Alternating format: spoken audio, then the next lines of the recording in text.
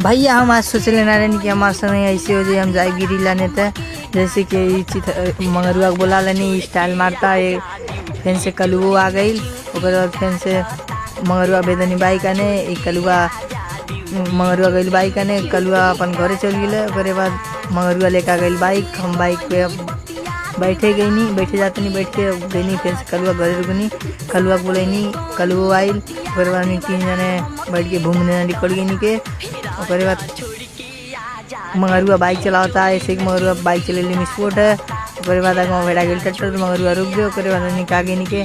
जैसे कि आज गिरी लाने हम जाते नहीं, गिरी लाने गई नहीं, तो जैसे ही गिरी वाला भैया कलुआ बा जैसे ब्लॉक बनाए लगल कलुआ, ओकर फेसवा डिपेंड करता कि ब्लॉक वाला कलुआ के। ओकरे बाद निकाल गई मंदिर लगे 7 नंबर गोखनगर।